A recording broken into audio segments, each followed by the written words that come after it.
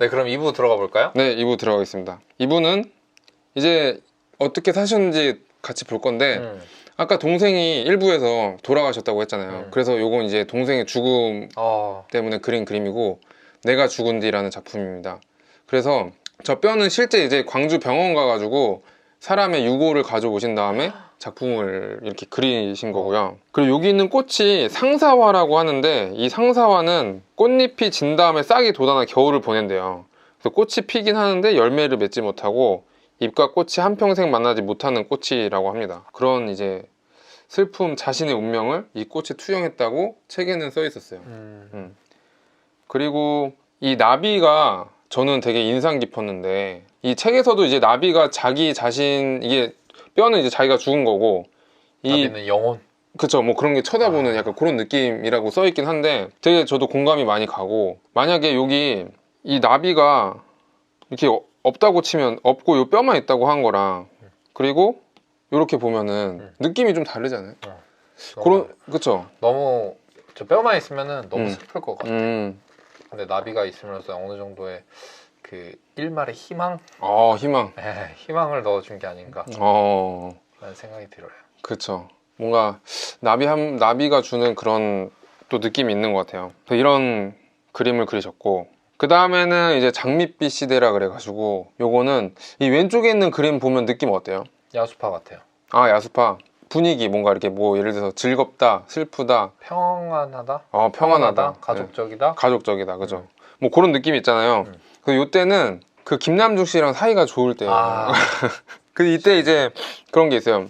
이제 6.25 때 가잖아요. 김남중 씨가 가고 또 사이가 좋아져요. 김남중 씨랑 그러면서 6.25 돌아오면서 전쟁 끝나고 돌아오면서 네, 그쵸. 그래서 저 사람의 아이를 키워야겠다라는 청경자님이 생각을 하셨대요.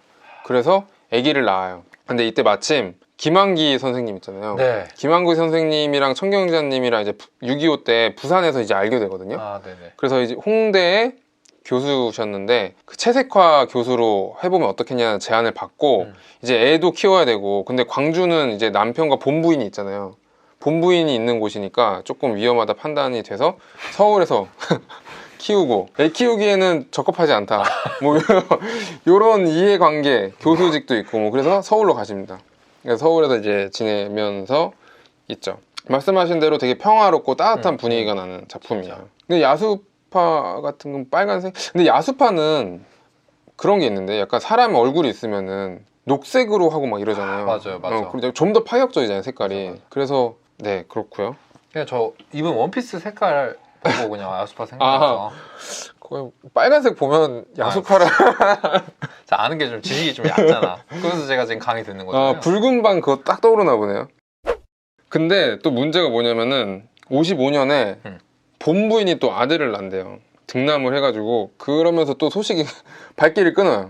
김남중 씨가. 그럼 또 이제 막 열받고 이제 슬플 거 아니에요. 그래서 막 엄청 욕하고 막 이런데요. 그러면서 그린 게 정을 그렸는데 좀 확실히 분위기가 확 달라졌네. 그래요? 그게 느껴져요? 그냥 하는 얘기예요? 아니면 진짜로. 그래요? 네. 그렇구나. 나는 잘 모르겠어. 솔직히 잘 모르겠더라고요. 뱀 정도까지는 아닌데. 그렇구나. 그래서 요로 뒤에 있는 이 해바라기들 있잖아요. 네. 해바라기들이 고개를 이렇게 숙이고 있고 뭔가 해바라기는 이렇게 해보면서 이렇게 있잖아요. 그래서 그런 느낌이 있고 요 가운데 있는 애는 자신의 그 첫째 딸 이혜정 씨인가 이혜란 씨인가 아까 나왔던 그분이고. 근데 진짜 멘탈이 되게 세시다. 강하시네. 그래요? 네. 멘탈이 강해요? 그러니까 되게 혼자 애 키우기 되게 힘드셨을 거잖아요. 그렇죠. 잘 키우신 거 보면은 진짜 대단하신 것 같아요. 나는 되게 멘탈이 굉장히 약하신 분이라고 생각했는데. 그래요? 네, 되게 불안정하고. 근데 입장 바꿔서 생각해 보세요. 이혼했는데 그리고 또 만나던 남자가 유부남이래. 애까지 낳았는데 애를 어떻게 결과적으로는 잘 키우셨잖아요. 대단하신 것 같은데. 저는 왜 그렇게 생각했냐면은 그렇게 갔잖아요 이제 6.25 때. 그랬으면 이제 안 봤어야지. 그때 이미 연을 끊어야지. 왜 봐 그거를. 그렇게 연 잘 끊으세요? 그건 아닌데. 맞아. 보면 안 되지. 사람이 많으면 그게 안 되죠. 그러니까 그게 이제 뭔가 약한 이제 외로움을 많이 타고 그런 게 있어가지고 그런 게 아닌가라는 저는 생각을 했죠. 그러게. 근데 뭐 말씀하신 대로 그렇게 생각할 수도 있네요. 역시 이래서 같이 해야 돼. 사람마다 생각이 달라서. 그렇죠. 저 근데 마지막 그림 좀 궁금해요. 모기 안에 쫑쫑이. 쫑쫑이가 혹시 태명? 그 애들한테 그렇게 별명을 붙이셨대요. 예, 그래가지고 이거는 이제 그 막내 아들 56년에 이게 또 그림을 그리게 된 또 사연이 있는데, 그 전에 이 정이라는 작품이 이제 대한미업전이라고 또 대회가 있었는데 거기서 대통령상을 받는 작품으로. 제일 높은 거예요? 네, 상 1등. 대단하다. 네, 그리고 이제 또 좀 한 1년 있다가 연락이 없던 김남중 씨한테 연락이 오고 아이를 보고 싶다고 이렇게 또 찾아오세요. 그러면서 이제 막 찾아오는. 근데 좀 못됐다. 못됐죠. 네. 그러면서 또 애가 생기는 거예요. 그게 쫑쫑이에요. 그래서 애 낳고 이제 쫑쫑이를 이제 그림을 나타낸 거죠. 근데 여기서 또 재밌는 게, 저는 여기 보면은 이 고양이 있잖아요. 여기도 고양이 있고 여기 고양이 있고, 이 고양이가 뭘까? 김남중 씨. 그런가? 그럴 수도 있겠는데? 이게 그냥 그린 것 같진 않은데. 진짜 아니에요? 몰라요, 저는. 몰라요? 모르겠어요. 뭘까라고 생각만 네, 하고. 근데 여태까지 이야기에 나오는 게 김남중 씨밖에 없잖아요. 그럴 수도 있겠네요. 아닐 수도 있는데. 아닐 수도 있는데. 보러 온 거죠, 애기. 아니면 또 같이 있고 싶으니까 이렇게 그린 건가? 그런 상상을 또 해보는 것도 재밌겠네요.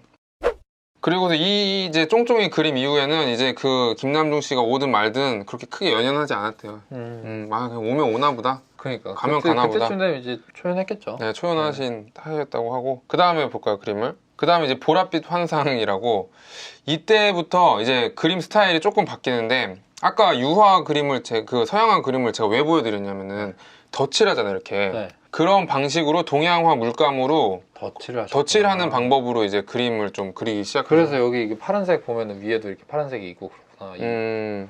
파란색을 먼저 그리고 위에 이렇게 덧칠을 한 거구나, 노란색으로. 그렇겠죠. 네, 뭐 그런 스타일을 이제 하신다고 해요. 애들을 모델로 해서 이렇게 허연 사람들을 그린 거고, 이때 당시에 약간 유행했던 게 앵포르멜, 혹시 기억나세요? 앵포르멜? 앵포르멜? 네. 찢어서 붙이는 건가? 뭘 찢어? 그때 우리 기억날 거예요. 박서부 할 때 네. 전쟁의 아픔을 겪은 세대들이 굉장히 이제 좀 이렇게. 박서부 맞아. 그거 네. 화풍 화학 바뀔 때. 맞아요. 그때 뭔가 이렇게 추상화인데 되게 다크하고 막 네, 맞아. 그런 걸 이제 앵포르멜이라고 하잖아요.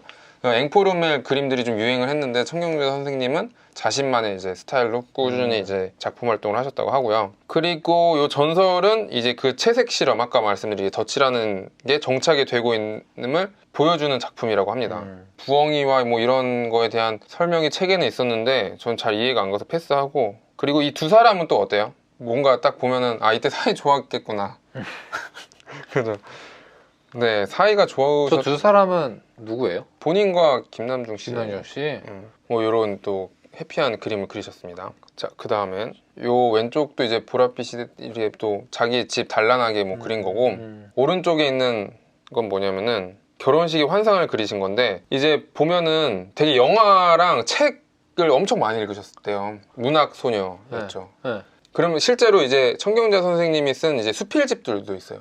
뭐 내 슬픈 전설에 뭐 22페이지, 49페이지 뭐 이런 식의 제목이 있는데, 자기의 인생을 내 슬픈 전설이라고 표현을 하고 22페이지면 이제 22살 때 뭐 이런 거예요. 그래서 이제 영화나 이런 걸 보면서 나오는 이제 결혼식을 보고 이제 작품으로 한 거고, 실제 첫 결혼은 그때 신우이가 결혼을 해가지고 같은 해에 자식 2명이 결혼을 하면 안 된다라는, 한 집안에서 한 해에 2명이 결혼하면 안 된다라는 얘기가 있죠. 네, 그런 아직까지도 있어요. 그렇죠. 네. 그래서 되게 본인의 결혼식은 되게 약식으로 했대요. 그러니까 제대로 결혼식을 한 건 아니죠.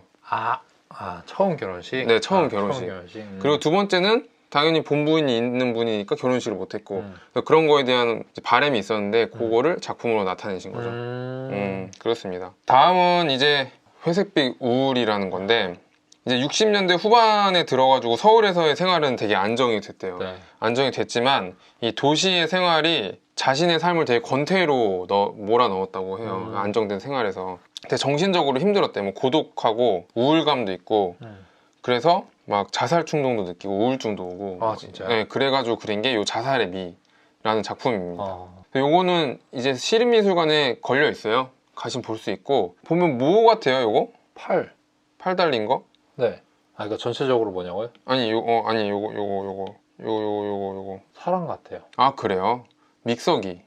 믹서기. 믹서기? 네. 진심으로? 진심으로. 그러네. 그쵸? 위에 올려져 있는구나. 근데 저 팔은 뭐예요? 팔은 믹서기에 팔 달린 거죠. 근데 이 꽃이 이제 요 꽃이 이제 이 실루엣이 좀 보이네. 몰랐어요. 그쵸. 그래서 요게 이제 떨어지면서 갈리는 요거를 실제로 보니까 요 스토리를 알고 봐서 그런지 모르겠는데 요 뒷 배경의 요런 부분들에 이런 붓터치가 굉장히 좀 뭔가 불안정한 느낌이 전 있더라고요. 네, 그런 감정을 받았고 여기 있는 이제 사군도는 뭐냐면은 아까 생태 그릴 때 엄청나게 안 좋은 일들이 막 있었잖아요. 그걸 극복하기 위해서 뱀 그림을 그리셨잖아요. 그래서 그 지금의 자신의 안 좋은 상황을 극복하기 위해서 그리셨다고 해요. 뱀 그림을 다시 한번 자식이를 구원해 줄 거다. 그래서 뱀은 청경자님한테는 뭔가 수호신 같은 거죠. 자기를 지켜주고 자기를 이렇게 힘내게 해주는 그런 수호신의 느낌이 있는 작품입니다. 그리고 이 그림을 그리고 나서 이제 큰 결심을 하게 돼요. 뭐냐? 과거에 광주에서 서울로 올라온 것처럼 이제 미국을 하나? 여행을 가야겠다. 자기가 여행을 가서 새로운 자극을 받아야겠다. 이런 결심을 하십니다. 그래서 여행에서 그린 그림은 언제? 3부에서. 오케이. 와, 너무 기대했는데 딱 네. 3부로 끊으시네. 3부에서 진짜 밀당 잘하신다. 네, 3부에서 보겠습니다. 오케이, 알겠습니다. 기대하겠습니다. 기대하세요. 빠이빠이.